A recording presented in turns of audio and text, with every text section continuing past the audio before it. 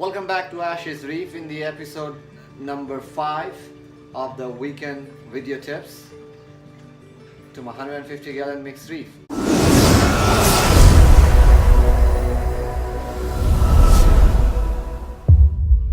So in today's episode, I will try to touch base on some of the issues that us reefers have to deal with, and if you don't stay on top of these issues, how you could create a disaster in your tank.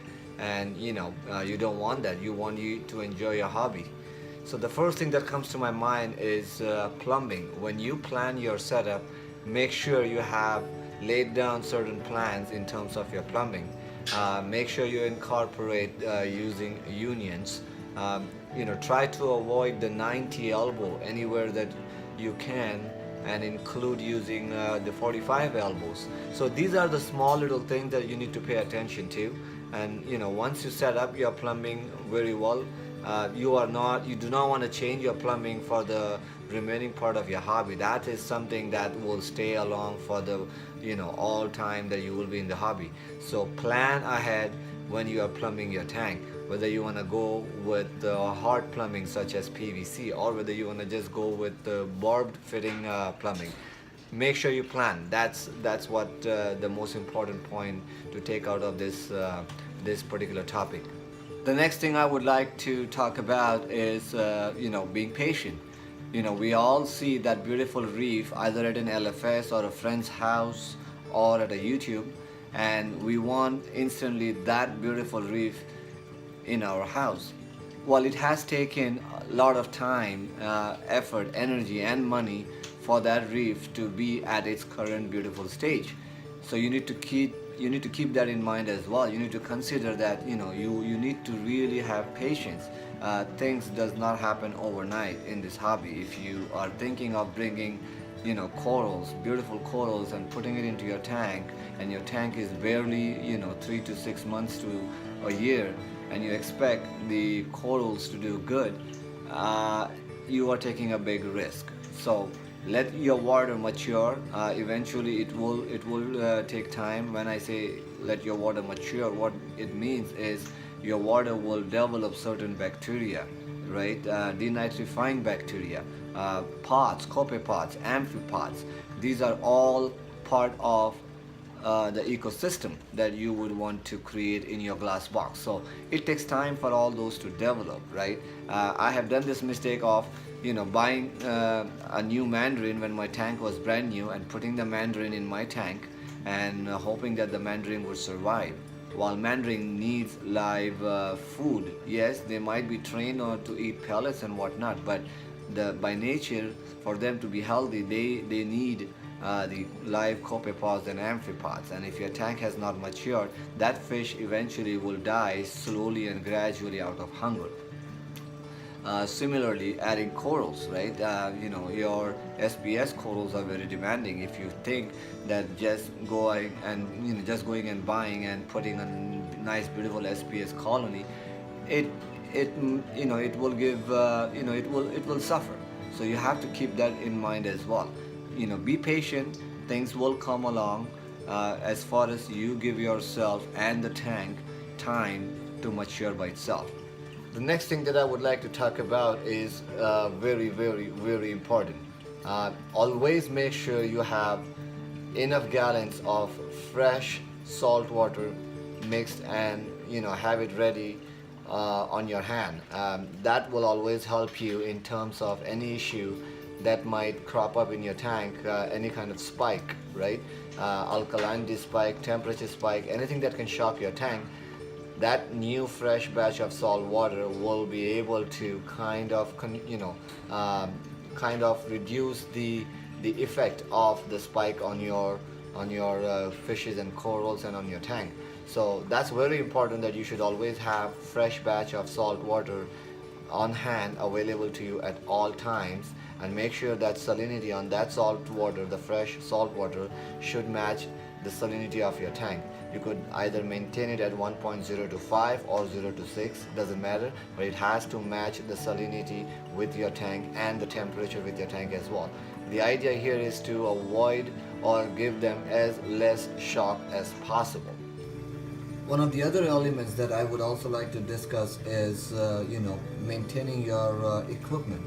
We all get complacent in this hobby so much that at times we don't pay attention to all the float switches that we use in our tank.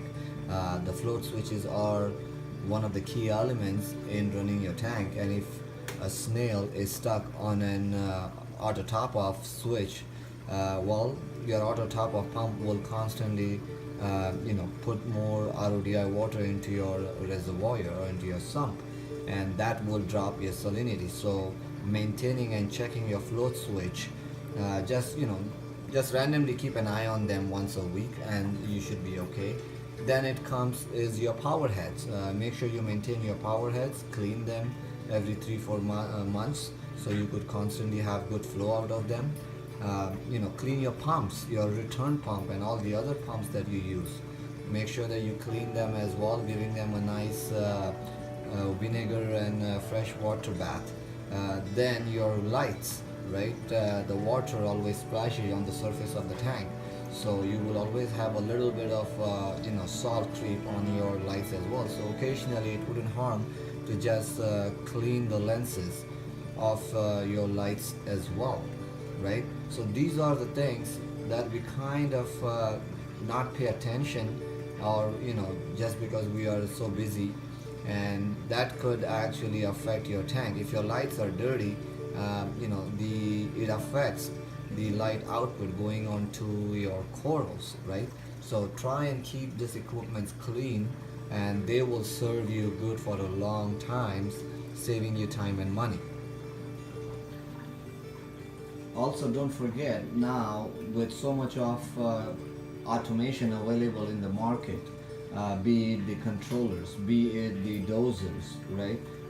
We sometimes kind of rely a bit too much on all the automation equipment available in the market.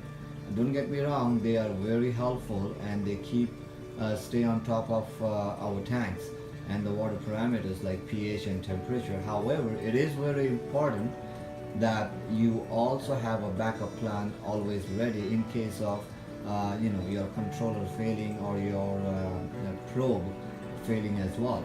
So run your tank on the lifeline, which I say is always have your return pump plumbed in such a way that if your controller fails, it should still go on running. Nowadays, most of the controllers have that program where you will iron apex, so it's like set on and fall back on. So if I lose the power or whatever, the return pump still will continue to run.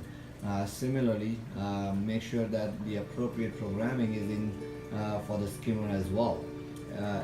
So things like this you just need to keep an eye on, and run a system in such a way that in case of your automation equipment failing, you should still be able to run your tank.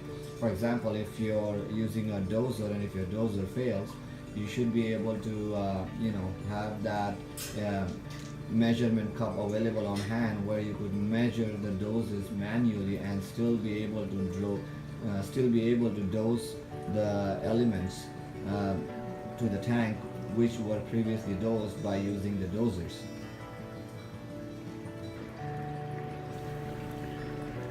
Thank you for staying along. If you guys found this video to be helpful, please do not forget to hit the like and subscribe button. Feel free to share this video on your Facebook pages as well. If you guys do not agree on anything that I might have said, I would really appreciate your feedback, and I would try to correct myself going down the road. If you want me to cover any other topic, you can always mention that in the comments section below. Once again, your support encourages me to come up with new videos and new topics, so please do not forget to hit that subscribe button again. Until next video, happy reefing.